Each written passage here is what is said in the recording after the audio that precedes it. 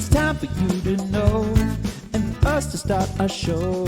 Have a drink and take a seat here on Brewsic and I Boozies. feel like we should start be doing like a 90s dance or something. I don't know what one would be. I don't know. I don't know either. But welcome back to us. We have returned. Or should I say, hey, home skillet? They said that in the 90s, I think. No? Sure. I don't know anything. As usual, Chris and I have dressed up. We're very on brand, not unbrand, on brand. Because tonight we're going to talk about two movies from the 90s. Two Double camp feature movies. night. We're doing a double feature, a summer camp double feature, 90s double feature. Yeah. Exactly. Tongue twister. So our first movie is going to be, what is it, Chris? I don't know. I never knew which one to do first. Oh, true. So our first movie is going to be Camp Nowhere. All right. I was hoping you'd say that. Good. For those of you who have seen it, awesome. For those of you who are joining us, Camp Nowhere is about kids that don't want to go to their parents' designated summer camps, like computer camp and horseback riding camp and military camp. So they form a plan to make their own summer camp. It is available on Disney Plus to watch. What year was it made? 1994. And ooh, yeah. That was the only thing I didn't catch. I think it's 94. Right. And our second movie, what's our second movie, Chris? Do you know the answer to this one? Heavyweights. Starring Ben Stiller. Written and directed by Judd Apatow. Yes. No, Judd Apatow did not direct it. He wrote it. Oh, sorry. He wrote it. Sorry. Yeah, he wrote it. Judd Apatow didn't direct it. I don't think he did. Someone correct us if we're wrong, but I'm pretty sure Judd Apatow did not direct this movie. He wrote the screenplay. Okay. He definitely wrote it. Yeah. Definitely his movie. Also available on Disney Plus. I'm pretty sure if you watch Camp Nowhere, the next suggested movie is Heavyweights. Do you own these on DVD/Blu-ray? Blu-ray. I have Camp Nowhere on DVD. Okay. I have Camp Nowhere on DVD. Yeah. I don't have Camp Nowhere, I don't think. No. But I have Heavyweights on DVD now. I bought it a few years ago. But I had the privilege of watching Heavyweights on my friend's Blu-ray copy, which does full commentary with some of the actors, and I believe Judd Apatow is on there as well. Oh, that's awesome. Pretty awesome. Yeah, so I highly recommend to watch it on Blu-ray if you can. If you can find that copy. If you can find it, yeah. So since we're talking about the DVDs, Camp Nowhere got on my radar because Blockbuster used to not only rent movies, like when we were younger, you could buy DVDs too. They had like they were like reasonably priced, but they weren't. It was like $7.99 for a DVD, which I guess is not a bad price. But I used to go with my dad and we would buy some DVDs, and that's where I think we got this one. So that's how we saw it, and we're like, we like Christopher Lloyd, let's buy it. And he's on the cover. Really? That's how you got it? Yeah, that's how we got it, and that's and it was how the first time you watched it. I had never seen it. Yeah, I've never seen it before that. And this was like, this was definitely like late 90s. Okay. Early 2000s, right? When did DVD start becoming a thing? I mean, I think I started judging movies by the cover and just going on a limb a little bit, just saying, I'll probably like this. Yeah. And then we did. We loved it. It was great. That's still the same DVD I own. And Heavyweights, I'm not sure. I've always loved this movie, but I can't remember where I saw it first. Probably on TV. Disney, maybe. Okay. Disney Channel. Yeah, I don't know. I know I watched a lot of movies through my brother. So we were big library renting people because it was close by and you could, watch movies pretty much for free. You didn't have to buy them. So we were like, you don't have to buy anything, just borrow them. A lot easier. So these movies I constantly borrowed from the library. Constantly. I think like every week I'd borrow Camp Nowhere, or Heavyweights was like more, I think, a rare one to get.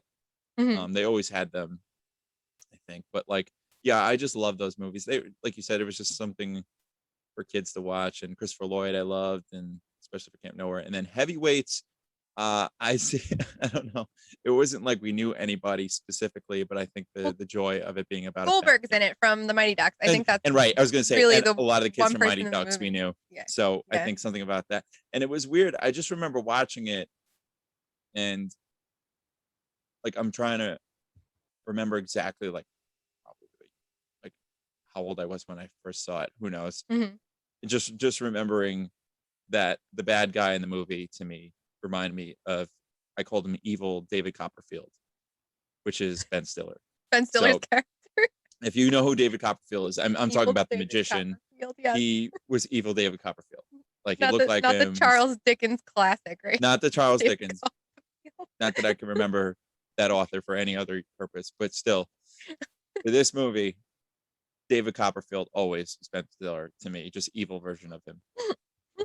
So that's all I took away from this movie, and he did scare me a lot as a kid. He's creepy. Well, I should since we gave a synopsis of Camp Nowhere, probably should give a synopsis of Heavyweights briefly. It's basically the same kind of concept where kids need to go to summer camp and the parents need to send them away, but since it's got a kid who's overweight, sort of, they just call him fat in this movie. Everyone calls each other fat, but they it's about a fat camp and the joys of being sent away to a fat camp for the summer. Pretty much it.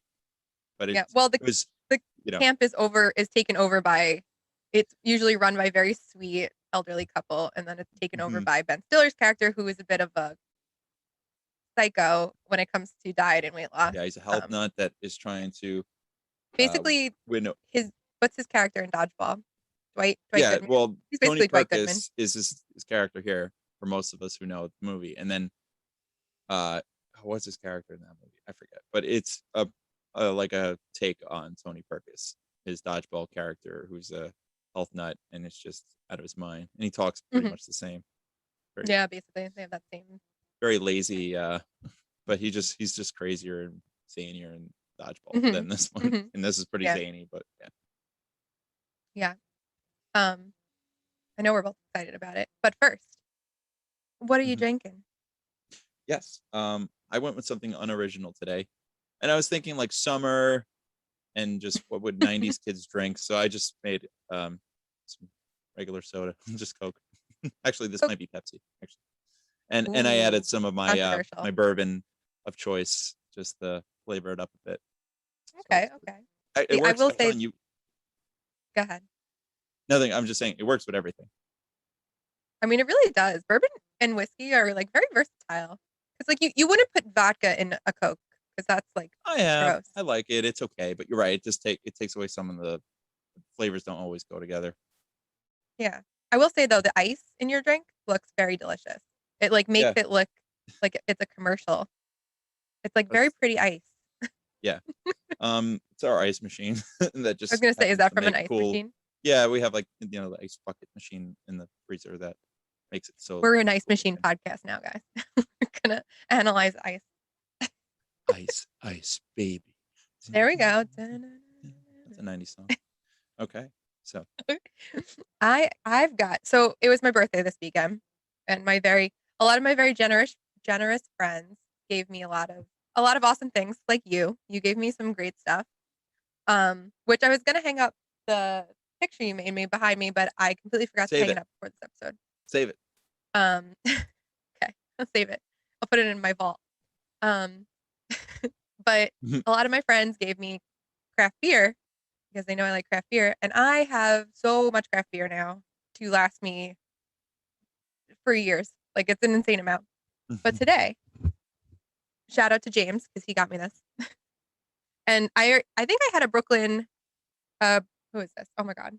Bridge and Tunnel Brewery beer last week, maybe. I drank like the use gotta leave or something like that. But this is Get In, Shut Up, and Hold On. New York IPA. I honestly couldn't tell you what makes it a New York IPA.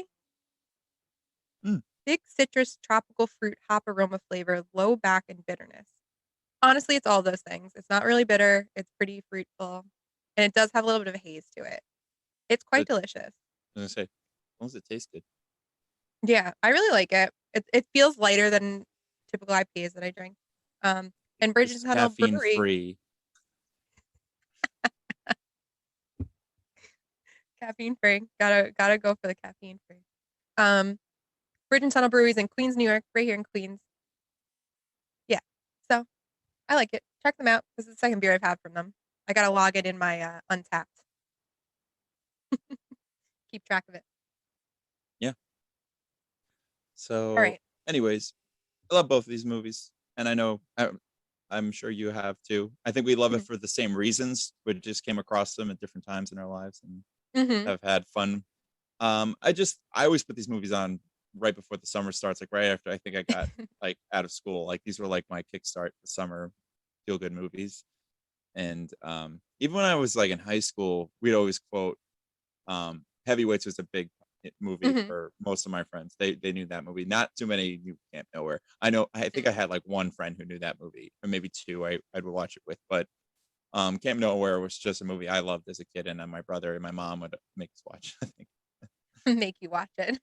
I think she would get it for us, or I remember watching it for something she had for kids. It was like a party they had, and they threw that movie on for kids, and I was just like, "This is my movie. I grew up with this." And they were just That's what I like, used to do for parties, though. so You would have uninterested.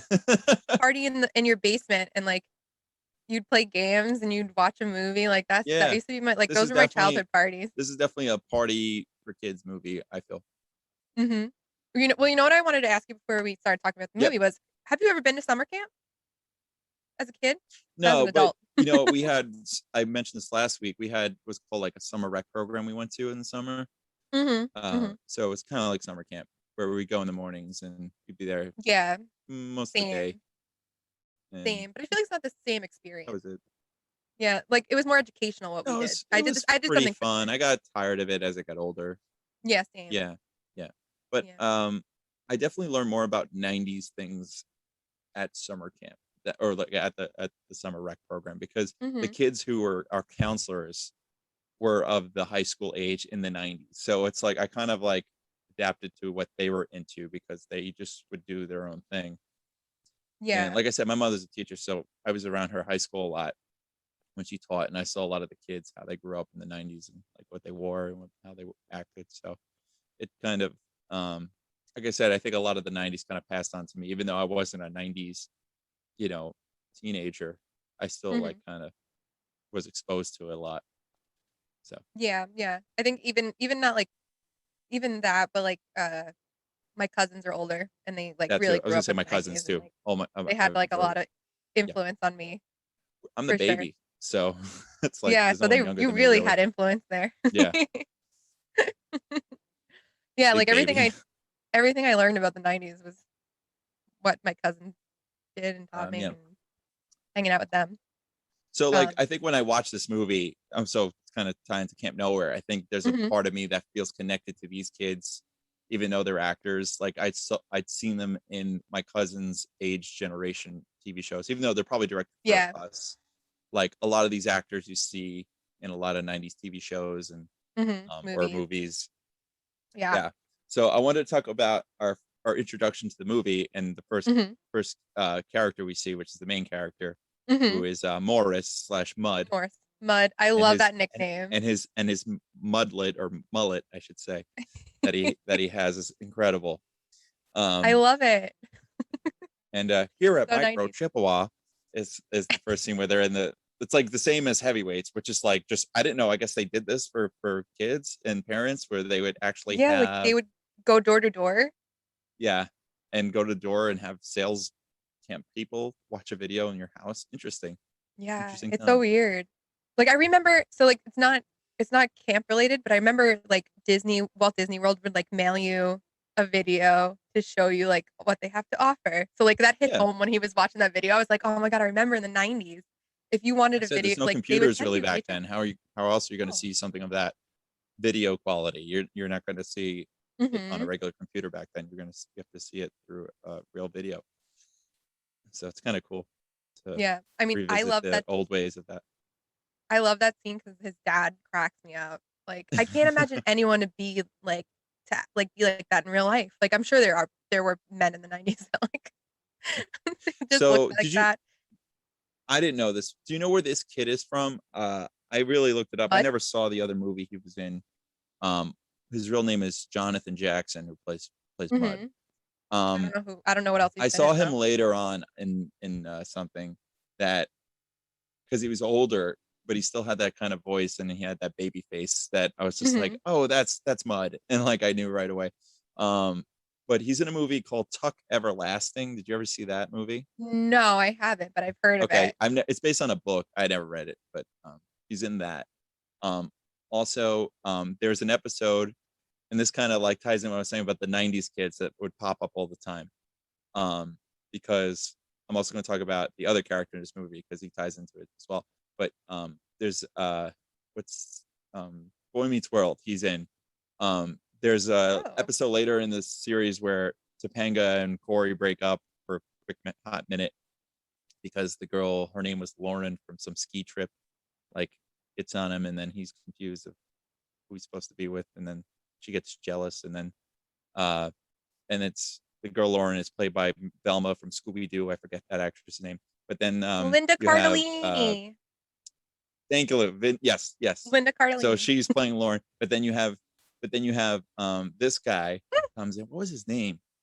I forget, but he dates Topanga and like kisses him, and then she goes Oh. like, I kissed him, and she goes, I realize I'm in love with Corey. It's like, but Oh. it's Mud plays the guy who goes on a date with Topanga, like right in between them, like they just broke up and then they're kind of seeing other people, and he was like the first one she got to see before she went back to Corey for good. So I What a found that career funny. he's I was had. watching Boy Meets World when Disney Plus I think launched. I was like, I Mhm. binge watch all of Boy Meets World again because now I own it all on a DVD. I was just like, I was like, wait a minute, I know that kid. What? Yeah, So, I've love never Mud. seen him in either of those Mud's the things. best. I don't remember Boy Meets World. Yeah. Can we talk Yeah. about what's his name? Joey? So Joey Downer, Yes. but his name is Zach in the movie. Yeah. Oh, Zach. Yes. But his real name is Andrew Keegan. I know him as 3 different names: Zach, Yes. Wilson, and Joey. Who's Wilson? And then I forget Wilson is from Seventh Heaven. If you ever watched that show. Oh. We always called him Okay. Wilson. I just know him from 10 Things I Hate About You. That's all Oh I know yeah, him from. he's amazing in that movie. And they Oh. say he's really in real life the nicest guy, and that he loves just to play a real jerk. And he's so he good always at it. plays a jerk in all his movies.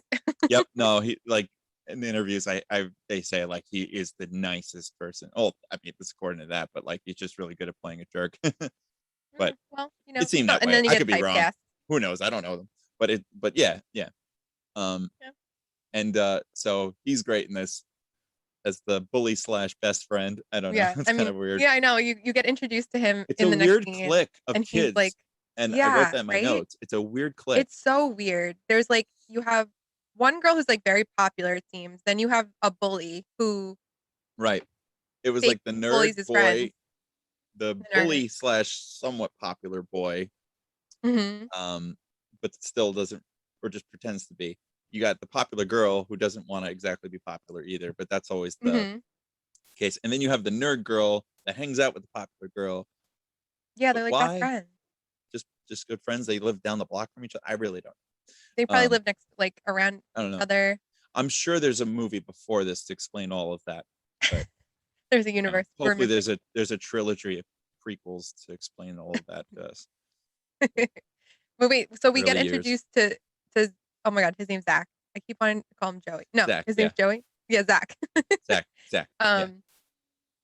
And the nerd guy Mud does his homework for him, but I always loved that he had to like pretend to give him a swirly in the toilet.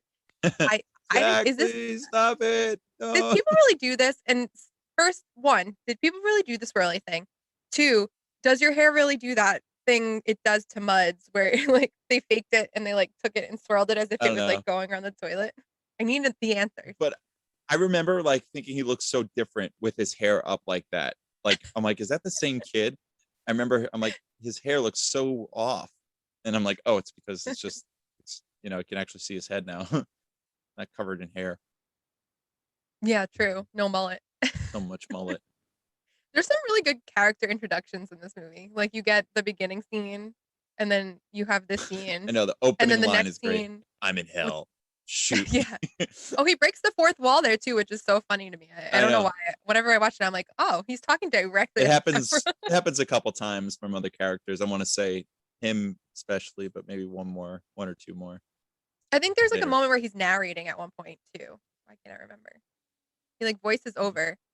Yeah. I don't know. I don't think so.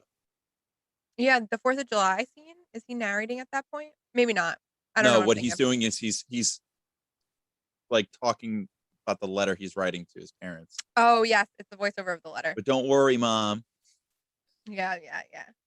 And then so character introductions. The next scene is the one where you get introduced to Christopher Lloyd's character, and he works at like a cheese store in the mall.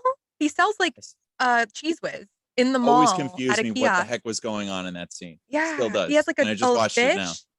I know. Yeah. Every time I watch the movie, I'm like, I don't understand this. He's doing a presentation like an infomercial for Cheese Whiz. For Cheese That's Whiz. basically what's going on. Yeah, but he's But putting it's on like set an up act. it's set up like it's a Taco Bell in the mall though. It's in like one of those things. Like if you were in the food court, it's like in the food court. I think we just never were exposed to something like that, but I guess they do exist for that time in that mall. I don't know. It's so bizarre every time I watch it. Yeah, and he's telling everyone all the things you could put Cheese Whiz on, like a fish. Yeah. You could put it on this and that. No calories or no cholesterol. And I'm like, then what is it? If there's no cholesterol in it, it's not cheese. Yeah, I was going to say this later, but I mean, I understand a lot more of it now. But as a kid, I think I understood maybe like 70% of the lines that Christopher Lloyd has in this movie. He mumbles through a lot of them, and I don't know if he's just drunk the whole movie, but it was just like, I'm like, even still, there's stuff that he just says. I'm like, what did he just say? I don't know. I don't care. I love it, but it was just like, I don't know what he says. And yeah, he's not speaking very clearly at all. Not in this movie. It's very strange how he talks in this movie. And I mean, it's hilarious when he. I know, but that's the weirder part is that somehow you're still laughing at the things he's saying, and they are really funny jokes he says. But there's times like, I mean, I have to now go back and like rewind to actually hear what he says, and I'm just like, oh my god, that's a really funny line. I just never heard it or understood him. So yeah. So I love when he starts doing all the acting.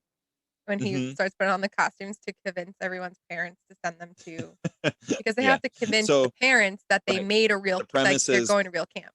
That Mud came up with the idea of we're gonna make our own camp with all the money that hopefully our parents will give us. Yeah, somehow. and we don't have to go to the camps that our parents want us to go to. And we'll make up our own camp, right? Yeah. And then we're gonna need somebody to actually, help sell this idea, and help us pull off this prank. So they get the best prank actor around, and that's the cheese guy, Christopher Lloyd. And he goes and he's a different character for each camp, which is pretty funny and great. And you said like that sweater you see him in first, I think, right? For the computer camp for Mud. And he looks exactly like the dad. Exactly like the dad. His dad looks at his sweater. Like, oh, Ned Flanders, essentially, Yeah, oh my god. It's like it's just the Ned Flanders look. Yeah. So fun, like Dennis Wozniak. I love the character he plays. Nice sweater. Like, I love the character he plays. That's like, who's the workout guy? Richard Simmons. What's his name? Richard Simmons. Yeah. Richard Simmons, and he does like the Richard. Fat, and there's people. There are no fat people. He always has like a Joker sound.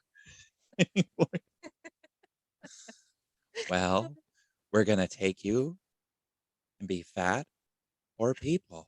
If not at midnight, I blow you both up. He really does sound like a Joker character. He's like creepy. Yeah. Anyways. But yeah, he's great. Yeah. It's so funny. As the Richard Simmons health camp director. Yeah. Yeah. It's so good. And I love that it like almost doesn't work when they try to sell the military camp to Zach's dad. Weepies. And he's like, Wimpy. And he like has all the scars on his face.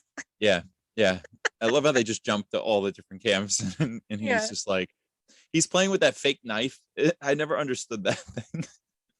Remember in the beginning, the bully kid Tim is playing with it, and he's like shoving it in Mud's face, and he's just like, "Come on, stop it!" And he's like, he shows him it's rubber, and then it was like used as like, I think the whole point of that was to show it again later, just to show like Christopher Lloyd bend it, that like he is just like a tough guy. I don't know. I really don't know what that toy was about, but it was like used as again as like a tool for him to buy in the fact that this crazy military camp guy. I don't know. And he can bend a knife. I don't know if you remember that. Yeah, like Zach's playing with it. No, I don't remember it. And I just watched the movie. I don't remember it. Yeah, and he's like, answer the phone, son. Ew, that was good. You did his voice really well. Yeah, it was just really funny. Just a nickname, Sergeant Steel Green. So what did we forget? Something I want to talk about. So when they find the camp they're gonna settle in, so they actually do settle in like an actual camp.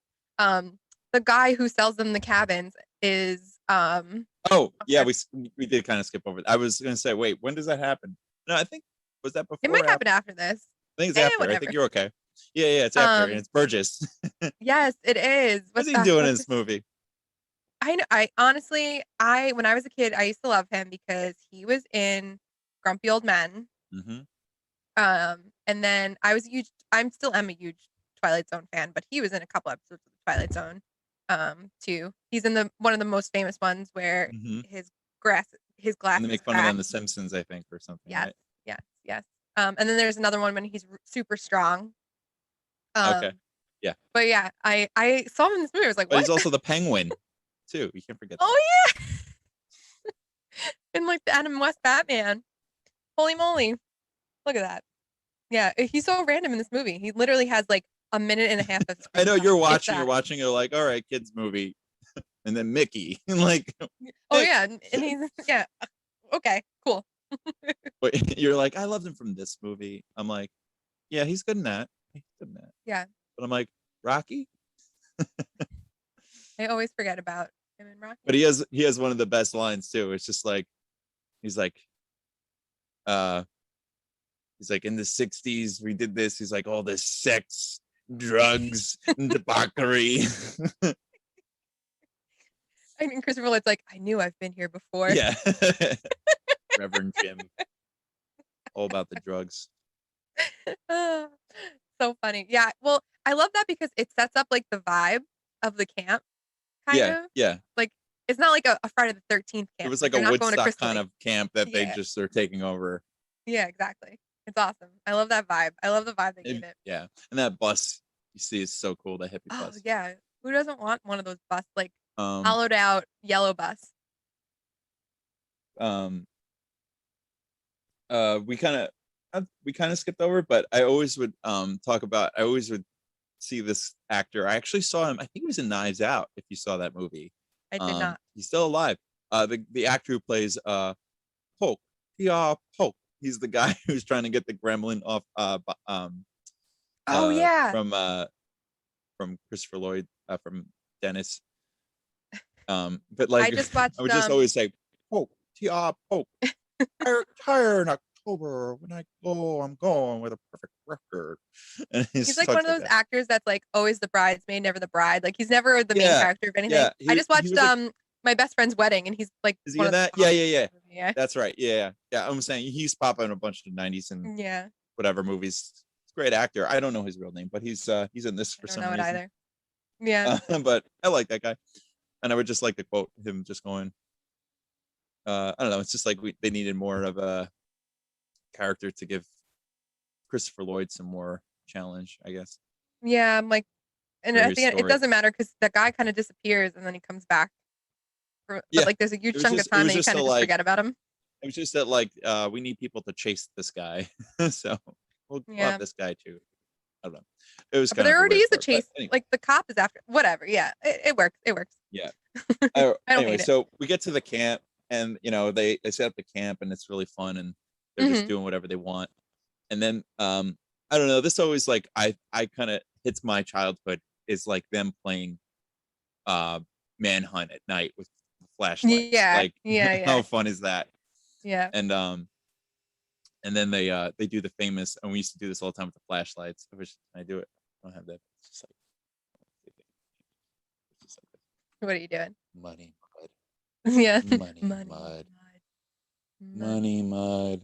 We used to do it all the And time you with always, flashlights. I always think it's like a dream. Like he's gonna wake up and it's not. It's just a bunch of kids being like Yeah. funny. But I love how they stumble on that car. It's like, Mhm. yeah, this is my car now. I found it. Yeah, let's fix it up. I don't know how to fix up a car. Yeah. But like a 15-year-old does? Weird. Pretty much. Fine. 90s movie. It's fine. And then, it's a typical 90s movie at that point. They just have fun. They get into some trouble with the law. And Yeah. Well, we need to talk about the law because it's my close personal friend, Tom Wilson. I was going to say that now that you have actually had some kind of interaction with, technically, since Saturday. Shout out to Tom Wilson. Butthead. Butthead. But yeah, did you know that was him growing up? I never knew that. No, I never. I didn't either. I was watching the credits and I was like, Tom Wilson. You just don't recognize him. He's just so normal looking in this. Yeah. I mean, his character is great. He's funny. I might have been already in high school when I actually found that out. I was just like, oh my God, it's Biff. I don't know, or maybe a little bit younger, but yeah, I was like, funny. what? Yeah. Oh, Biff Tannen for those from of you Back to the Future. who are like, what are they talking about? For my birthday, one of my friends gifted me a cameo. Oh yes. Of Tom Wilson wishing me a happy birthday, and it was magical and everything I hoped it would be. Very cool. Very cool. And he did a great cameo, by the way. I've heard other people tell me that he did things for you that most celebrity cameos don't do. So really? I think you got a really nice one too, I have to say. I don't know that from experience, but from what people have told me, they're like, yeah, like it took a while and like they said something for like 2 minutes. So I think you got a really nice one. And he did some nice things for you. I don't know. Shout out to Gina. Thanks, Gina and Chris. Yeah. Not me, but no, not this Chris. Another Chris. But yeah, until literally when I was watching last night, I was like, I don't remember Tom Wilson being in this movie. I was like blown away. I was like, what? Crazy. Right. And how weird for Christopher Lloyd and Tom Wilson to be in another movie together. I thought maybe like the director or like the writer had something to do with Back to the Future, but I honestly don't know the answer to that question. No, I don't think it has. Yeah, it's probably just coincidence. If anything, but yeah. So the kids again in trouble with the law, sort of, because the local cop is picking up on the disturbances that they spend their camp money is on making a lot of noise. swag. Yeah, they're which is still bizarre that the people delivering that stuff are not asking any questions. They're like, I'm delivering this to a bunch of kids. Yeah. Nobody around that's an adult. Oh well, who cares? I'm getting paid just to drop this stuff off. See you later. Have fun, kids. I guess so. Yeah, it's like they have like a chainsaw. They drop the chainsaw off the kids and like jet skis and like a Who ordered the chainsaw? Yeah. Yeah, that guy. Well, that's I don't know if you want to hold off. Like that's when we start hearing some more of the soundtrack songs in this movie. Like actually as soon as they get to the camp. Like no, we can talk about it now. Whatever you want to do. So when they get to the camp, there's this cool. I don't know who does it. There's a cool version of the song. Was it "Ain't No Cure for the Summertime Blues"? You know that song? Oh yeah, ain't no. Oh wow, I'm butchering it. I'm not even. But it's like a bluesier kind of like rockier version. And I was gonna say Top, but I don't think opening title. I love the opening theme song to this movie, the Camp Nowhere opening song. It's like nowhere. Mm-hmm. It's pretty 90s and rocking. I love it. Yeah. But they, as soon as they get their money from Mud, they're just like, I'm gonna hold on to my money for the summer. And then that's when you said like they decided like, hey, since we have all our money that the parents gave us, we're gonna just blow it on whatever we want for the summer. And they order all kinds of crazy stuff, like you said, chainsaw and just a bunch of like water guns or whatever. Yeah, it's just summer fun toys and stuff. But I love that song. It's by Paul Carrack, who is with like Mike and the Mechanics, and that's the song. I live by the groove. I live by the groove. It's called "Live by the Groove," but it puts me in a good mood almost every time. Yeah, the soundtrack it's very 90s. And it's also in The Wizard, which I don't know if you've seen yet or we talked about. Oh, we got to watch that one. That's going to be on our list. Trust me. But I heard it first in this movie, so it's a popular 80s 90s song, I guess. But yeah, but then they, you know, weeks are going by, and then they finally get to 4th of July, and this is like one of the coolest scenes for a kid, where they're just having a crazy sparkling, shooting fireworks off. No parents around, very dangerous. Yeah, they're like, but that's the point. Do fireworks now. My parents aren't telling me no. Oh, really? No, I'm telling, like, that's what they were thinking. Oh, yeah. Like, you were saying? I thought you were talking about you. I don't really understand how they got fireworks, though, because you have to. You can't just walk into a store and be like, give me your finest. Studio paid for it. So this is a movie. Come on, kids. Get some fireworks. But yeah, but it's like, and like you said before, he was talking about to his mom. It's like, don't worry, Mom. There won't be any fireworks or sparklers. Probably doing something else. And they're watching a documentary on America. Yeah. There's this great song that I love in that part. I don't know what the heck the song's about. I don't think it's anything like positive, but it's called like Party at Ground Zero, and it's like this fun ska song, and I love that song too. Puts me in a good mood. I would not fit in the 90s because I don't like ska. I know. I love it though. Not a ska person. I just don't. It doesn't agree with me. They're great. It's like when you eat something bad, and you're guys like, who write ska are great musicians, though, I have to say. Oh, yeah. They know, but they're like the best. Like they all really play. They all, there's a lot of just work that they put into it. So yeah. And it's fun. I don't know. I think it's fun. I feel like it's like happier sounding music that you don't really hear, even though it's like a grunge time. I think ska was like kind of fun. It's like the flip side of grunge at the time. Yeah, kind of. Maybe I'll listen to more of it, but I don't think so. I don't know. I just like music, so you can just give me anything. Think if it's good, I'll tell you. I do like the sax and the trumpets and stuff in ska. Like that's cool. Like that's really great. That's what I'm saying. Like that's what I think ska was trying to do. It's like you can get more of those those older instruments involved, and it's a lot of fun. Yeah. I just feel like we were all in band too, so it's like if you want to have a rock band with all your band camp friends, like this is what you would make, a ska band. And I had friends that had amazing ska bands. Yeah.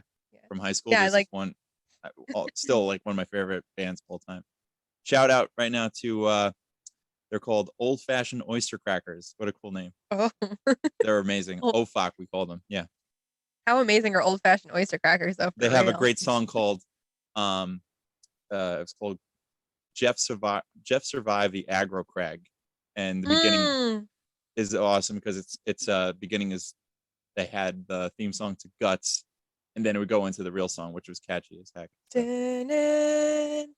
Yeah, and then it would go. I got to show you the song. It's so good, so good. Anyways, all right, so that's my spiel on the ska part and all that. Any other scenes that come to mind? That's like really it. And then they kind of do this, just like. Well, I do want to talk about something because it's very bizarre to me. Why they gave Christopher Lloyd a love story arc to his character. He's Doc Brown, and he didn't get to finish enough of his story in the third installment of Back to the Future. That's why. It's so weird to me every time I watch this movie. I'm like, I don't understand why they gave him a love interest. But actually, I put in my notes here. It says, I had a major crush on the doctor. She's so familiar, and I can't think of who she is. The mom from Air Bud, also in my notes. That's definitely not why I know her, but I can't pinpoint where I know her from. She mom from other things, but yeah, probably. I've known her from that movie. But also the girl who plays Trish, the blonde hair girl, also had a major crush on. So between her and the redhead doctor, it was a tough call. Yeah, she would pop up in 90s stuff, and I think that 70s show, I believe. She in Boy Meets World, maybe. But like any of those shows she was on. Yeah. Maybe Home Improvement. Probably. At least one kid you could point out. Oh, you know who I also love? You know the guy who plays Arnold? The kid, his name is Arnold in this. Which one's Arnold? He's the one who's like, okay, we're gonna watch Star Trek 4. And he's like, is that the one that he fights the big Russian guy? And he's like, no, that's Rocky 4. That's Rocky 4. That kid Arnold, really I know him from another movie, which is a really awesome 90s movie called House Arrest with Jamie Lee Curtis and Kevin Pollak. And he plays his name is Matt in that movie. He plays the best friend of who's the lead kid in that movie. His real name is Oh, I'm blanking on his real name, but his name was Grover in that movie. And Jennifer Grover. Love Hewitt is in it as well. Oh, But we should do that one too, as our 90s. I don't know it. I don't know it. Never seen it? Yeah. Never seen it? I mean, I'm sure I saw it when I was a kid, but I don't. Yeah. Anyways, but like, so that kid is funny to me. Every time I see that kid, he's really funny. I think 2 movies, but he's really funny to me. So eventually the cop kind of catches up to them and goes to the camp and starts to question them and like, what's going on here? Yeah. So the cop goes there and Christopher Lloyd pretends to be Mud's father. And then the kids, for whatever reason, thought it was a good idea to hang in the rafters. How they got up there, I still don't know. The cabin? I don't know how they got up there. But like every time I watch it, I'm like, this is wild. How did they get up there? No idea. That's where you hide? Why didn't you just leave and go somewhere else? So stupid. Yeah. When I was watching it, I was like, that makes no sense. It doesn't.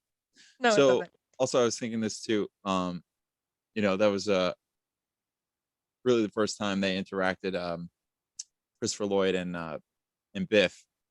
Mm-hmm.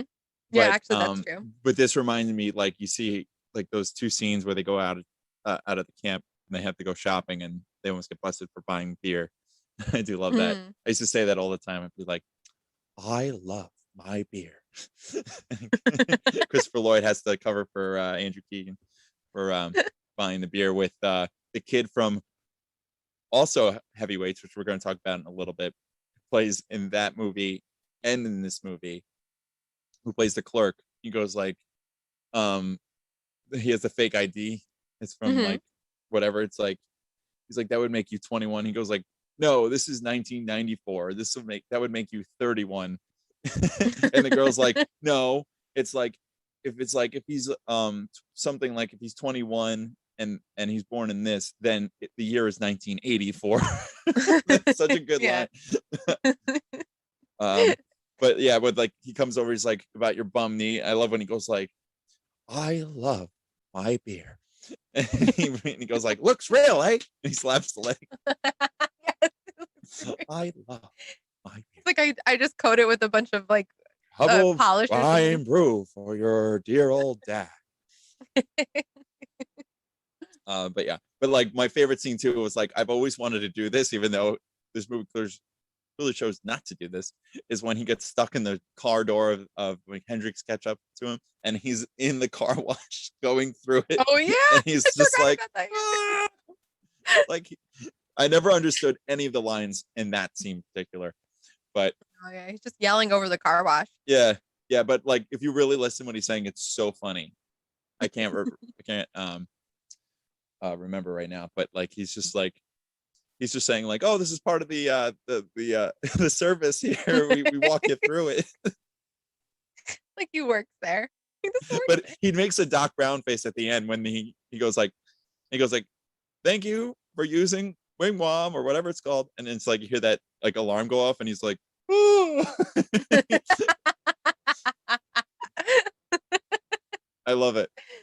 And he goes like, what happened, Dennis? And he's like, it's like complimentary hot wax. And it's stuck to him. Funny stuff. Anyway, but I think I covered, I mean, we really did go through a lot of the movie. Wait, we didn't talk about the main thing of this movie. A lot of my things. The end. I know. The ending when they fake Parents' Day, which is like my favorite part of the movie.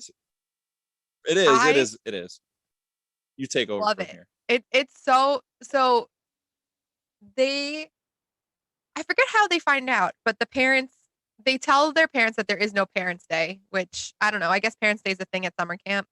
Mm-hmm. I have no idea because I've never been, but they tell their parents that there is no Parents' Day. And then word gets out that there is a Parents' Day and the rumor spreads to the other parents. Mm-hmm. And they start calling camps and are like, we want to come to Parents' Day. We want to come to Parents' Day.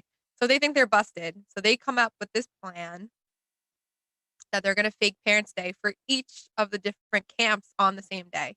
And they schedule it and they have this whole plan that they're going to guide their parents through Parents' Day. And so complicated it seems how they do this. Like they That all these do a kids know whole how to just decorate and make fake T-shirts within 24 hours. Yeah, yeah, like it seems do like they do it in everything 24 24 hours. hours. Yeah, Yeah, insane. like it's so fast, That but they movie. have to.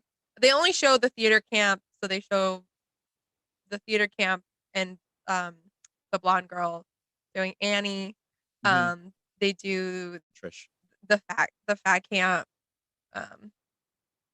and what else? Oh, they do They the only show military like 4 camp. camps, but Yeah, then they because say it's more than that. there's only the 4 main characters. Yeah, but then they say like is it all 5 camps?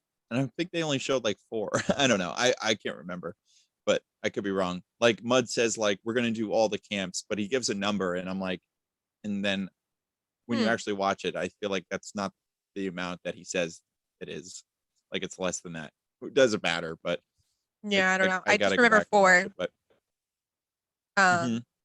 they fake the 4 and they like get away with it, which is amazing to me because they plan everything so well at like Yeah, tricking their parents or keeping their parents away. Like I think that's the whole that's part of the point of it is like my, the Zach's parent gets stuck yeah, in the military a part is hole in the by military far camp so that the he doesn't best. go Yeah, anywhere. That one's great, and they just keep like shooting powder at him, flour at him. Um, so they try to keep everyone away. It's hilarious. But then our favorite guy ruins the whole plan. Who is Tia the guy Poke, with the car? Yeah, Tia Poke. and their I'm plan looking for fails. Dennis Van Wilker. Yeah, that's it You mean exactly. Mr. Wozniak? But in traditional '90s fashion, they get away with it, and no one goes to jail. And Biff's like, I can't believe nobody's pressing charge. It's gonna walk. Nope, nope. Sorry, He was like, sorry, Tom. kid, I own the police. That would have been fun.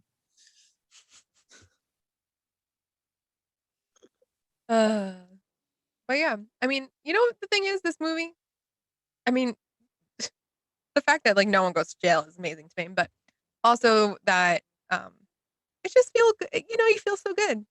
Um, It's just a feel good movie. so speaking of feeling good, I had to bring this up because did you ever feel awkward that these kids like all make out at the end of the movie? Yes, Like I have that in I always, my notes. I always felt awkward and as a kid and a little embarrassed watching the scenes with my parents because I'm just like Yes, these kids act way too old for their age. So yes. I mean they're like 14, which is like, appropriate for the teenage life of doing that, but like not in front of like everybody. Like Yeah, it always makes me uncomfortable, it's especially awkward. as an adult that I'm watching these like young kids But make out. I'm like, ooh, I do love Christopher Lloyd's response to that. He goes like, he's just like, just try to watch my boy grow up. So I love how he's just so happy for him though. I So mean, good. that's funny. It breaks that like awkward tension a little bit, but it's still pretty weird. Yeah, I like their chemistry together. I think because Christopher Lloyd's just awesome, but like him and Yeah, Mudd are great together. yeah, they really Um, are.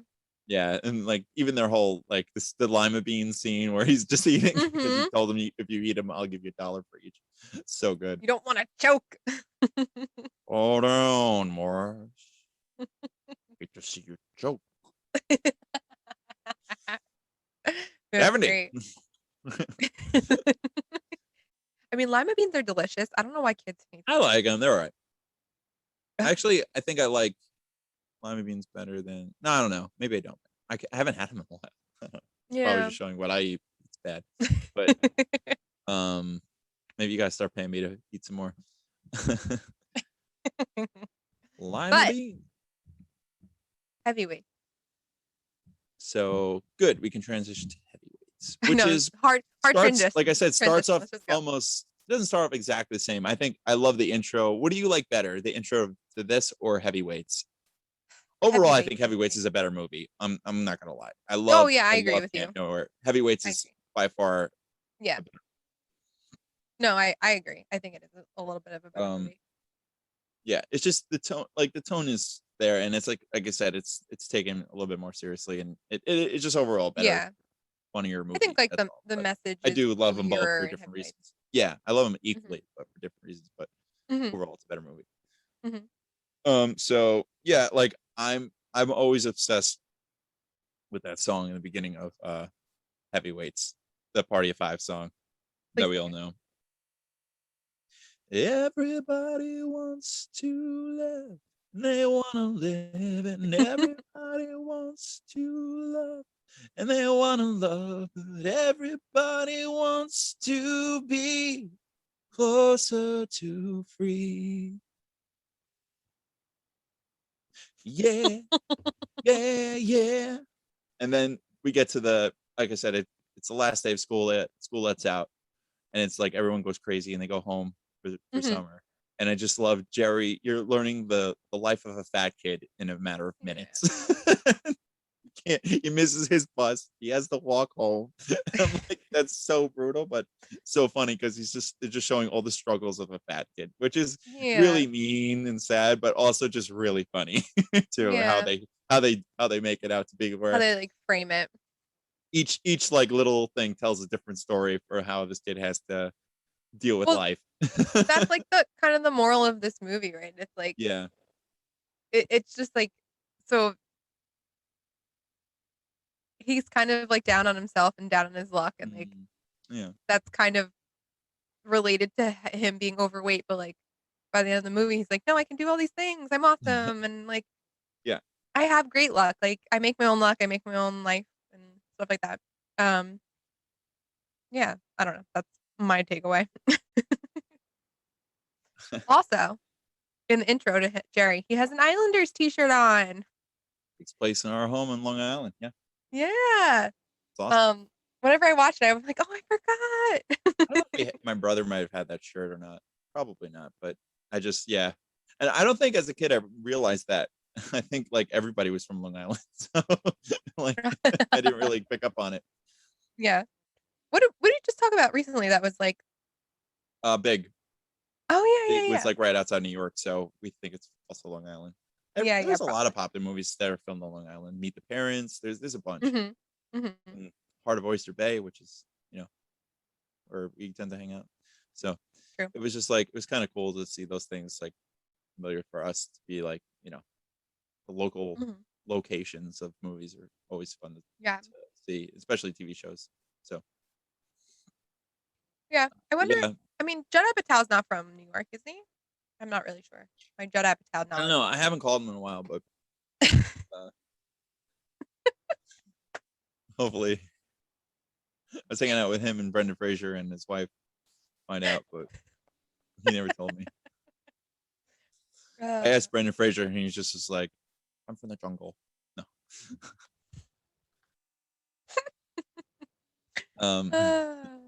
But no. But yeah, like you meet this actor who you probably recognized right away, who is the camp salesman of this movie. I don't know if you recognize who that actor was. So I'm not gonna lie, I didn't. My Wi-Fi has been awful lately, and I didn't get to watch this. You didn't watch it, night. So you don't remember. Okay, so but I think it'll trigger your memory. There's a guy there who's selling Camp Hope is the name of the camp, obviously, that we know is where the fat camp is. Hi. Yeah. So you see the camp on the promotional video, and he's sitting there with his dad, who's played by Jeffrey Tambor, who I know you're a big fan of from Arrested Development, and he's in a bunch of things, and he's great. But the guy who's selling the who's at the house visiting is, I forget his name, but he's in the recent Watchmen series as the Meara guy, where he pulls. Oh yes, what's his? I can't think of his name in real life. I know him also in like Minority Report. Yeah, he's in Holes. I forgot his actor, but he was on some video where he's being interviewed, and he actually does talk about doing this role, which I thought was wow. And I'm like, that's so funny because one of his first things he did. Right, and that's why he said it. I was like, yes, he talks about heavyweights. I was so happy. I love how you called his role from Watchmen Meara guy. I forget because they make fun of it too. They don't actually Looking Glass. Looking Glass. They actually make fun of the fact that they don't know his name also in that season. Yeah. Lori calls him by the way, total tangent, but I have to redeem myself from last week and redeem you from last week because we talked about Men in Black and you were right. It was not CG, that alien in the head. I'm pretty sure none of it was CG and it's all practical, and it blows my mind because it looks almost CG like. But that being said, did you know that mirror over his face is also CG, which is and mind blowing? That I know for a fact because I actually saw a video how they did it. a green but it's mask. like it's ridiculous. It's ridiculous. It looks All right, great. that was It a looks awesome. side tangent, but back to this character. I just love how he's in this movie, and you see him now all the time and other stuff. And he's a big actor now. So, anyways, I just Ballad of Buster Scruggs. I don't know if anyone saw that one. Great movie. Which so one? Funny. What's the Ballad one? of Have you ever Buster seen Scruggs. a weird one with him and Ed Norton, and like Ed Norton plays his own twin? I forget what it was called. It was like Green Leaves or something. And Kerry Russell was in it. It was like one of these Netflix movies I think I caught, but it was like not a big movie. But he directed it, I think, with Ed Norton. I think he's like buddies with I'm gonna him. look it up. He's in it, and he directed it. So, but it was like the most impressive, like split camera, like an actor playing a twin, like Parent Trap, like with Lindsay Lohan. Like he does some stuff that I'm sure now it's like they've kind of like nailed how to do. But like I said, it was just cool to see that for the first time. I saw like that was like incredible how he was able to interact with himself. Anyways, getting on tangents here, but such a tangent. just check out this guy from Heavyweights. He's a really cool actor, and I would I can't think of his name. Anything. You do anything, watch Watchmen. So anyways, I just want to like point out that, but like, you know, we catch up with Jerry, goes on the plane, he meets Kenan Thompson, and it's really funny. And he's just going to fat camp, and he goes like, no. He's like, why do you say that? And he goes like, because you're fat. And he goes like, that your dad? No. Why do you say that? Because he's fat too. He's fat. I love how proud he is and how awesome he says that. And no, but even he's more proud by the fact he goes like, well, so are you. And Kenan's like, I know. So I'm going to fat camp. He's like, he's so happy about it. Kenan's in this movie. I always forget. Great. Yeah. The first of the Mighty Ducks to come that we see. Movie. Well, even though he's in D2 technically, but like of the original, Jerry's the original that we see. So actually, he's not the first. Jerry's the first. And then I'm saying we see another. We didn't see another future Mighty Duck. And then who else did we see? Well, we didn't get to him yet. But then like, we see like fake Averman, I call it. Really looks like Averman, but it's not him. Who's Averman? Like Averman is from Mighty Ducks. He's the kid with the glasses, and he goes like the redheaded kid? The redheaded kid, yeah. It's Philip. Or no, is it Philip? Yeah, Philip. Oh yeah, his name's Philip. Yeah. Philip. To me, he always looked like Averman, but it's not him. No, but I know who you're talking about. Yes. Yeah, but also, so when they land, did you ever notice? So that's like Kenan.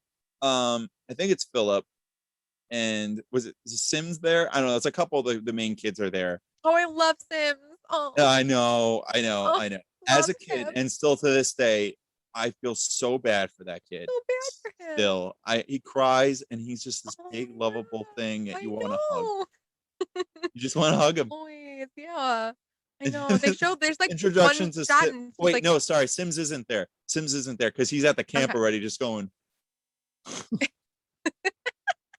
Like, go home. Get me out of here. Sims is great. Such a pure soul. What were you saying? So the plane lands. But yeah, I was saying like when they land, there's all these kids, there's all these other kids you never see again. It's like they were definitely never again. For that scene. You don't see them ever again. But I love how all those kids get on the bus, and the bus ride is really funny too. But yeah, like you get to meet like the humor of like Pat is amazing. They're the original, basically the owner, but not really the owner. The longest camp counselor there. Yes. So what's Pat he from? Finley. Revenge of the Nerds? Yeah. He's in a bunch of stuff. I know he's on Ray Romano. Everyone loves Ray. He was on a lot. Is he? Yeah, he was on a couple episodes. What else have I seen him in? He pops up. He's the director. Movie. He's the one who directed. Is he really? I'm pretty sure he's the one who directed the. I hate to mention this, but the all-female Ghostbusters remake. No, that's Tim. Tim is the skinny guy. Pat is the. I'm thinking of the wrong. Okay, I'm thinking. You're thinking Paul Feig. Yeah, Paul Feig. We do meet Paul Feig right after this. So when the bus gets to the camp, they meet Tim, and and he's the skinny guy who used to be fat. And Paul Feig. I love Paul Feig. Actually, he has one of my favorite moments in this movie that I always make me laugh. But the dancing moment. Okay. Absolutely. Yep. Exactly. He's awesome. Yeah, he really is. He's great in this movie too. He's just because he's got this just like kind of feels bad for the kids, but like he's cool. He's a cool camp counselor. But he's like, but he's watching out for them, even though he's in a bind. He's just like Pat's buddy. But we meet also right after that. We meet Nurse Julie. Oh yeah, Nurse Julie. Which, by the way, Nurse Julie reminds me a lot of one of my good friends from high school. So I always can't it's hard for me not to think of her as like a good friend when I watch this movie. Oh yeah. So I mean, she's very likable. Like her character is very likable. Yeah, very sweet. Yeah. Do much in the movie to make you not like her. So she doesn't do anything in the movie to make you not like her. And I'm pretty sure the music, by the way, that is in the background of the bus ride is like this like bouncy banjo-y kind of country music. It always reminds me of Lester's Possum Park from Goofy Movie. You could probably sing over that. I'm like, Lester's Possum Park. Camp Hope. So it's just funny how like it goes right into that, and it's another summer movie. Anyway, but Camp introduces Nurse Julie, and then we get the third Mighty Duck, which is Josh, aka Goldberg. Shaun Weiss, that poor guy, not doing so well these days. I know. Very, very sad. But we love him as Josh, and Josh is amazing character. Oh, such a good character. He's like, you want to say it? The godfather of the camp. What do I want to say? Any of the best lines he has in the movie, which are almost all of them. No, I love it. He goes like, just saw the new nurse. It's like, it's very attractive. This pleases me. This pleases. I love that line. He's like the godfather of the camp. Download now. But yeah, his best line is, now this is in the Blu-ray, they say, and you could tell when you watch it. I'm fast forwarding a little bit, like before we get to introduce Tony, but like, he has that line. It's just like, he goes like, Seymour Butts. Like, you could tell that's dubbed over, and they talk about it in the Blu-ray because they didn't know that this movie was going to be a Disney movie. Like, they didn't know it. They filmed, and there was deleted scenes on the Blu-ray, like really inappropriate ones. Like, wow. Because, or more inappropriate for Disney for sure. There's one. But still, like, to have the kids say like a line for this part, and then we'll re-record it if we have to. That was for that scene. I think the original line was Phil McCracken, and then and then they had to replace it with Seymour Butts. Oh wow, I didn't know that. Yeah, that's funny. So, anyways, before we get to like connecting to that scene, before that we get the big intro to Tony Perkis, but we also get to meet, before we even get to meet the main villain of this movie, we get to meet the main villain's actual parents. Yes, I know. Terry Stiller. I forgot his mom's name. His mom's name. and his mom. I know. She just passed, right? Did she just pass away, or did both? No, he just passed away. She passed away a few years ago, or just they both year prior, 2 years prior.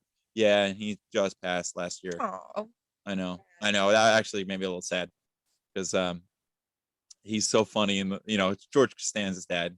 Yeah, it's amazing, Mr. Costanza. But I love how he just goes, he just starts breaking down. He goes like, sometimes things don't work out the way you plan, and you file for chapter bankruptcy.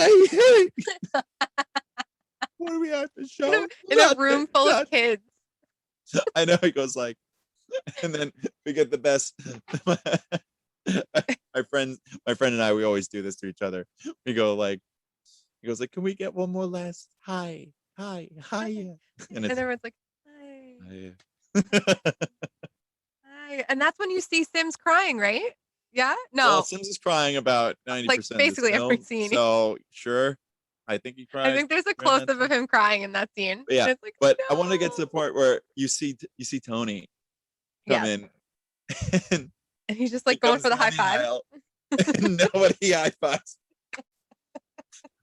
I used to quote this whole speech with my friend. I'm gonna try to do it, but he goes like, can you smell it? Can you feel it? Oh man, I forgot the next part. It goes He's just so hype. like I see a famous rap artist. I see the president of the United States. He's from England.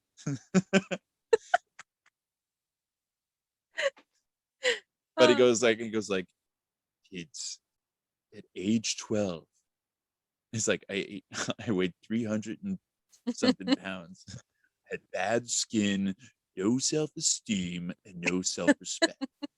Now I eat success for breakfast with skim milk. It goes like, pounds will be flying and fat is out of here, mister. And He does it so weird. He's like, together. Yeah. So Ben Stiller kills it as evil David Kills it. Copperfield. I love it Evil so David much. Copperfield. Yeah. He really does. And This role I is love like when he him. goes like, let's welcome up Team Perkis. And the high fives he gives those guys, they're like, ha! Ha! Ha! That's when we meet Lars. I love Lars. Yeah, with Lars, but like, but like just the high fives, he almost falls down. But Lars, yeah, we do, and then we meet the best character, Lars. Almost, well, I say everyone's the best, but like, he's by far one of the top. So good. Best character is Lars. It's just a great cast of people that like you don't really see in other movies, but for a kids movie, it's just so good. Mm-hmm. But Lars is hysterical with his accent. Unbelievable.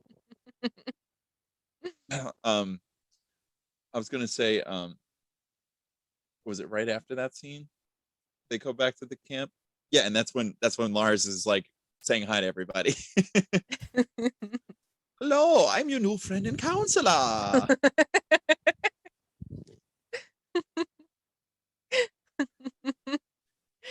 It goes like, enjoy your new Perkis system uniforms. Your families will be billed automatically. Now, let's play a fun game to help learn each other's names. We already know each other's names. Be quiet. I know this movie too well. But I'm sorry. I'm just quoting every line in this movie. It's just, we would just say it all day. Just like, you don't understand, like in the back of our bus, all of our friends would just quote this whole movie on the way home, just from school. We would just start screaming, be like, now let's play the fun game, help learn each other's names. But he has the best line. Do you want to say it? That's coming up by the pool. Oh my God. Is it soon? Because honestly, I quote it's like right after that. Yeah. Well, they do like the whole freak out, they freak song. Because they get back, they have to start working out.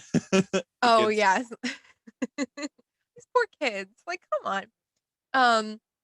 But yeah, so the kids are swimming in the lake and they have a buddy system. So Lars blows his whistle and he's like, buddy. He goes like, don't worry, I have them on the body system. Body system? Yeah, have a look. Buddy! And my favorite thing about this, all the kids are in the pool with their friend. So I worked over a few summers ago, I worked at a summer camp, and they actually do have buddy, they call buddy check at this camp. But oh my God, when they said buddy check, I was just like, I lit up. I was like, buddy! I'm like, and they're yes, like, buddy. yeah. It's like, buddy. Yeah, but yeah, I was gonna say, Josh is just sitting there in the pool, like getting like this is suntan, and just going, he's just by himself, buddy. So funny. Doesn't he push someone in the pool? Oh, he sees Nurse Julie. He sees Nurse Julie and he runs and he pushes the kid. No, but the line before that, where Lars goes, hey, don't be in the water, pushes the kid, and he goes, don't drink it.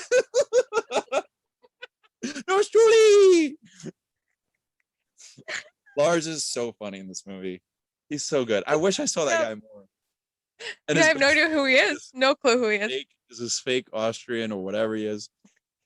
Yeah, Camp counselor, like psycho. Oh my God, so funny. Don't pee in the water. Don't drink the water. He peed in it. His delivery is so funny there. Oh my gosh. In his face, he's like, Julie, I'm having problem with my sciatic nerve. You perhaps later give me a deep tissue massage. Oh, I quote all day. All right, I'll take a break from doing my quote. I could just quote this whole, but that's those are definitely some amazing parts. Should we just fast forward to him doing the dancing? I think we should, because not much right? Like you. No, we just get more of They do Tony like being a jerk, and I yeah. think The we only talked about that already. memorable moment is when they go on the hike, and he's like on the Or side of when the mountain doing the handstand. or when Roy wakes up, Kenan wakes up, and you hear the music, and he's just like, "Oh God, I'm dead." He's like, "I'm in heaven." Oh, that, and also like, and then Josh makes fun of Tony, and then he just disappears, and that's when, Oh and, yeah. like, and then they have this amazing like montage of the kids talking about what happened to him with the lunch guy, and that guy is my favorite, and he's like, "Sorry to hear about your friend Josh."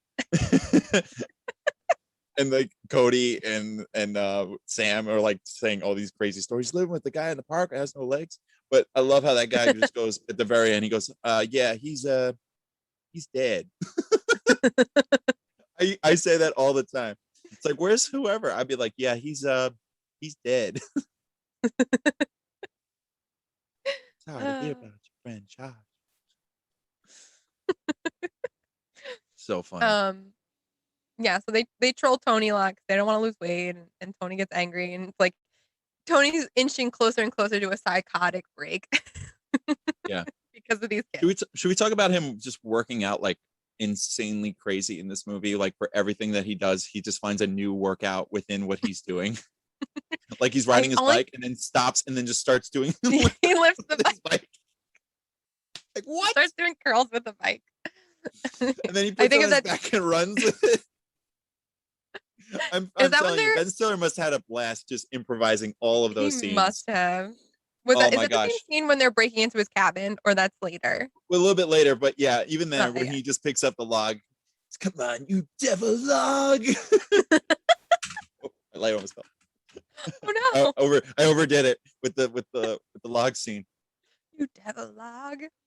Dogging it, Pat. I'm dogging it. Psycho. We say that all the time too. The dance scene though, because we did want to talk about the dance scene. Oh yeah, sorry, I did skip over the dance scene. Because go ahead. To give background on what it is, if you haven't seen it, but so they invite the girls' camp over to their camp to Camp Hope for a dance, and think that's going to be somehow a good idea for these boys' self-esteem. And the dance is very segregated. It's like girls on one side and boys on the other side, and they're just kind of staring at each other. Very awkward, yeah, and just embarrassing for both of them, for both boys and girls. Yeah. But that song. I'm just a love machine. Before that too, those two. But yeah, I love when they just the disco balls there and right, and you hear SATURDAY. Yes. I would always put that on at the bar, the jukebox. And then I'd just be like, I'm sure everyone loved it. Just me. But yeah. Just you, yeah. And I'm just like, keep on dancing to the rocky. It's so good. It's a great scene. And then DJ Lars. Oh yeah, DJ Lars. But what's his character's name? I don't remember it. Tim? Yes. Jumps in and starts dancing, and then this has got to end. So he starts dancing and everyone joins in. Yeah, but like that's what one of my favorite scenes too, because it just shows you the boogie fever, he calls it, and it's so true. It's like you and I are pretty good at trying to do this, get people up and dance with us. My microphone. Exactly. I know, it's contagious. I want to go through his dance moves that he does in the movie. But he goes like, my favorite thing when he just gets up and he just goes, "Oh!" I don't know why he does that, but it's so funny. He's just like, "Here we go." Like, I mean, it what worked. are you doing? Yeah, but it's just like I love how the how that started, and then the kids that dance with there's that scene where Sam kisses that girl. If you remember who Sam is, he's like the bigger kid with the braces, And he's like, I think she's looking at me. He's really cute, that kid. Oh yeah, But I he's know who like, you're talking about. Yeah. but he's just like, before he kisses her, he's like looking around like this, like holding her, and he's so like, what do we do? Because like the lights came on, and I bet like Yeah. that was like what they were told to like look surprised or like look like, oh, like, you know, maybe just like don't move. But he has this reaction on his face, just like, it's so funny. And then he Yeah. kisses that girl. Oh my god, so funny. Yeah, because they're dancing, and then Right, and then the girls I jump almost called in. him Yeah, Dwight. sorry. But Tony comes and bursts their bubble Right, and like right. turns They're all into a dancing, dance actually party. having fun, and he's like, Yeah. I cannot let that happen. So he goes like, put the fruit trays away, the insects will be up soon. Improv. Like Everybody all his lines go. are so improv. It's so funny. It's just him. He's really good at it. Well, it's just like, you know, I don't know. I'm sure there's outtakes of him somewhere with this, but maybe deleted scenes. But oh my god, he's just crazy. Oh, crazy. Wait, I just had a thought. So at Yeah. one point they capture Tony and Yeah. they take him hostage. Yeah. Is that when they went on the hike? And Yeah, then they so capture that's him right there, after the right? hike. Okay. Right. All right. So Yeah, all of them got okay. in trouble because I was going to mention this because they have this great "I Want Candy" songs played when they found out that they've been sneaking fast food and Yeah. treats into the woods for kids to pick up, basically like a drug lift.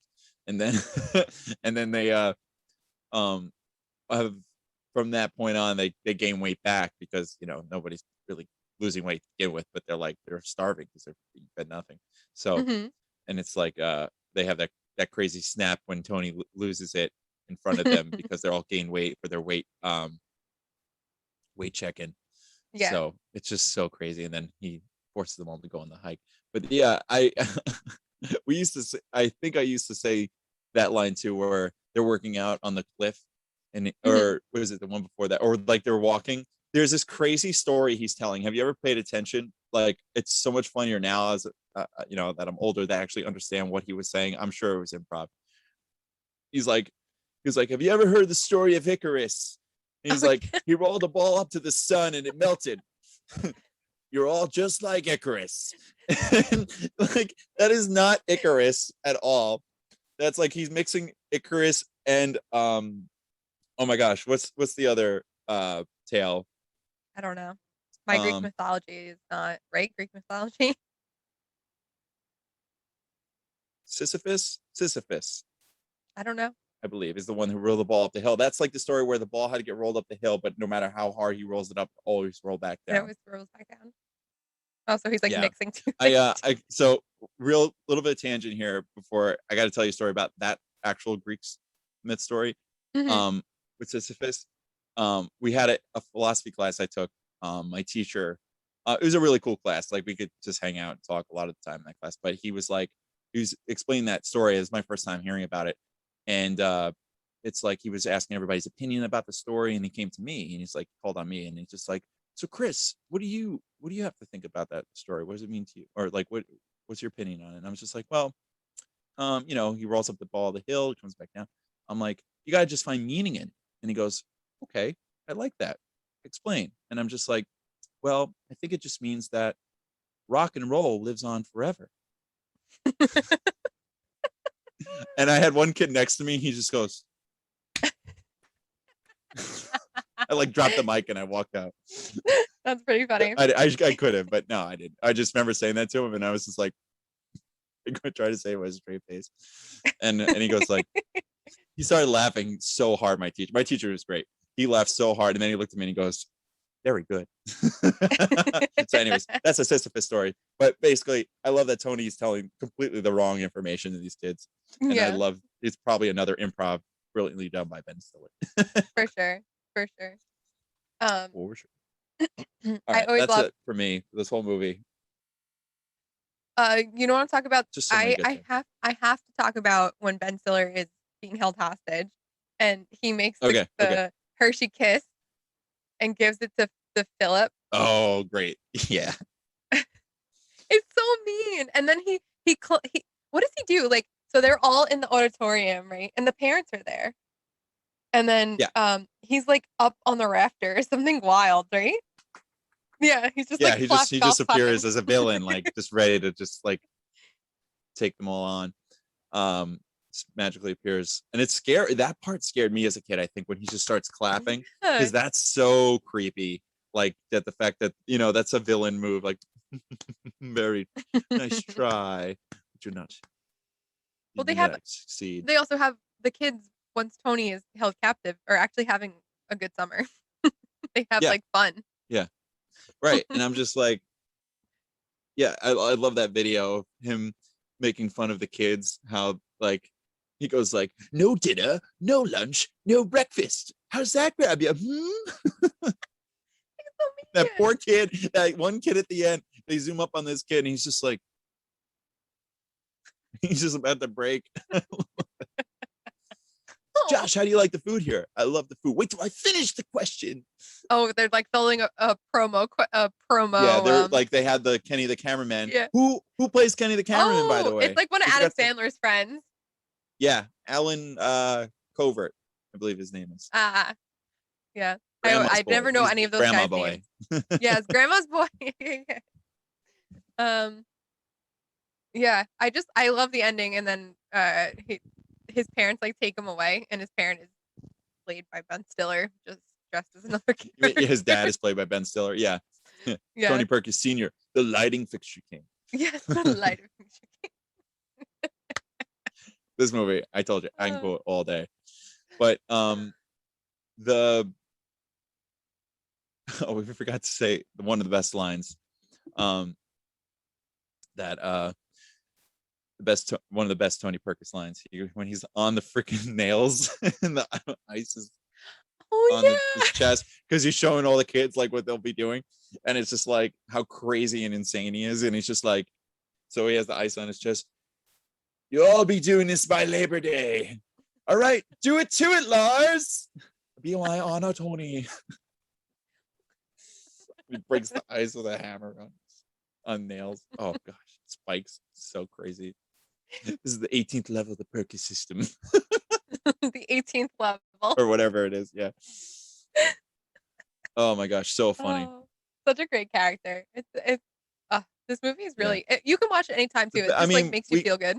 I mean, we'd get in trouble if we didn't say also one of the best lines in this movie. I believe it's in the trailer. It's just like when they have that crazy food fight, Tony's locked up and they have this crazy food party where they're just having a campfire, and then they're just literally covered in food, and it's disgusting, and it's gross. They eat everything, and they call Tim a human s'more. He's got chocolate sauce all over his body. And I love when they wake up the next morning, everybody's asleep with food on them. They passed out all on the floor of the ground, which is pretty disgusting to think about. But what do we learn from all this? Don't put Twinkies on your pizza. That's the most important lesson. Yeah. And also Lars saying, I'm with you. I love you. Oh yeah, they tape him to a tree. They put honey on us. Bears love honey. There's no bears in these woods. Please help me. Little boy, you've come to free me. I love when he goes like, please help me. Don't you have any decency? Help me. I'm with you. I love you. I love Lars. Yeah, he's great. He So really funny. is. Such a good movie. But yeah. Yeah, that's it. Any other things I want to quote? Oh, just that kid from the camp, MVP, when that scene happens and they're watching across the lake and they're just like, I thought they're supposed to be on diets. And that kid, the kid he races at the go-kart at the end, he's like one of the athlete kids. He goes like, I think they're cheating. I always love that line, how he says it. They're cheating. Cheating. They're cheating. Yeah. I love Heavyweights. Great summer flick. Great. Watch it. Just put it on. If you need to feel good about life, put it on. It's just so funny. And it just makes you feel good. Yeah. I mean, and all these movies are available on Ben Disney+. Stiller's just crazy nut. And he's David Copperfield. So I go recommend that you watch David Copperfield also somewhere in between this. I'll send it to you. I have it saved I'm gonna send it to you after this. There's like a specific episode or like a special of David Copperfield where I think he looks just like Tony at the end of this movie. um, for the he escapes like a hotel and it blows up and then he like appears like over here or something. And I Oh. remember that we were big like magic, like my grandfather was into magic, so we watched we Mhm. had David Copperfield, and the specials were around when we were kids, so like they were actually aired when and we have them all on tape somewhere. So I pop those in for like it had great music too, like the soundtracks were great for his Mhm. for his specials, so we learned a lot of the songs based on his acts. So Yeah, send it to me. Not a big magic gal. wow, But we did pretty yeah. good. I don't know, is there anything else we missed music wise? And no, that was really it. Yeah, There's not much I feel like music there's in not like that like a movie. lot I of said the like soundtrack heavily. is good when you hear a couple Yeah. songs. Yeah. It's just very 90s. Like I feel like there's a lot of Yeah. 90s movies that have the same Oh, songs in them and they're very 90s.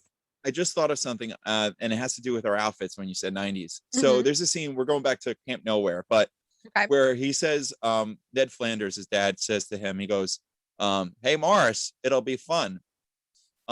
What he's wearing, what Mudd is wearing, also there's a guy up the escalator. He's wearing something as well. They're all wearing red, blue, yellow, and green. It's like they all wore that color scheme back Oh. then. And Yeah. that's why I'm kind of wearing this Those- too. But it's so funny to see it on this escalator. It's like this guy, and this guy all have blue, yellow, green, Those are the primary and colors, red. so that's probably I know, it's just like why. it was Well, the blue, yellow, the popular color of fashion back then. So Yeah. it just made me laugh seeing that now. But like also, did you know that actor where he's from, right? That plays his dad? No. He was like from Bosom Buddies with Tom Hanks. Like that's like the his co-star in that show. I've never If you seen know that that show. I never watched it, but show. Whatever. he's all, I mean, he's in this. What else is he in? He was in That Thing You Do, which you probably don't know, but like he's because of Tom Hanks. I've only seen, But yeah, he's we've in a bunch watched of it recently. things. I always thought he was in what movie? The Grinch. I thought he was Cindy Lou's dad, but I think No, that's a that's different not him. actor. It's a Yeah, different it looks actor. just a lot like him. So Yeah. yeah, but it's the guy from Bosom Buddies. If anyone really knows, I forget his act. I don't know. Don't know. But yeah, I think we're pretty 90s out. I mean, Never. these movies are great, but they never made me want to go to summer camp, and I still don't want to go to Yeah, summer I'm not a camp. big camp person. I went to camp once and I fell out of a cot and almost broke my back. True story. Oh no. Yeah, I didn't have a great experience my first time summer camp, but like actually they like put you to work too at the summer camp. It's because of Boy Scout camp.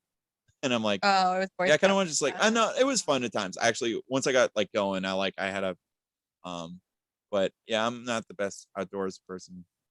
Things. I guess it depends who I'm with, and also like I have to like kind of train myself. Like, hey, we're gonna like be outdoors for a couple of days. Like Yeah. some people really love it. Not me.